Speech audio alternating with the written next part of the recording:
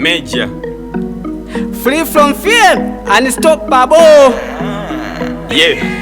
Wagula perfume como libe swagi. Kazwa kwa mandipe mpa Major give me huggy. Kwa bebe umachesela eti laptop huggy. Akute unstopper koma no attacki. You never know if endi a major. Every beat if eti mageja.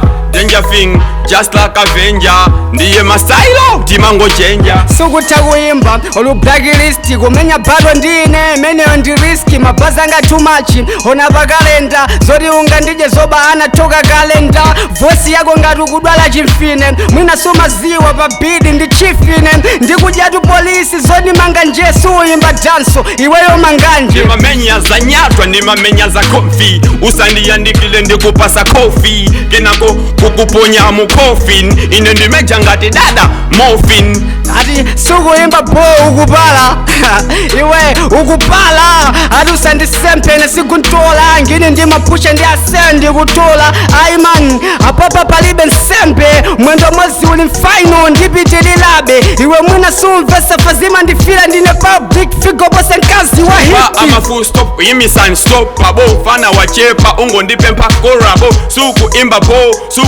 bo ine ndimeja ngati kaba kumenya bo ati munafika semifene nekudabwa iwe ndiwaganja miloma yotu kudabwa ati ndichiloboti papiri ndichiwambasa se lobati ndili nawe matimati sosi ndibe chisoni ngati tsotsi mabhazi anazaza mutu ngati maseda ine ndiakamuna mbuti maseoba Regent Major akapwekesa bidi timateka sindimasiyatu apapa ndimusekeke ai zikukoma ngati keke hanistopa ndikatundumani sukuvesa sitivala chilundumani ati mukutuka tukutani puputani mabazi ndimapanga ndikuzukutani Regent Major one time free from fear anistopa ngiti timapanga sitiopa yetu ine ndi superhero mkazi wako jase ndilande hero wataso pa maiki kundipasa danga ndafika mu faino alesazichula zina langa kukhala settings ndakusiya ku default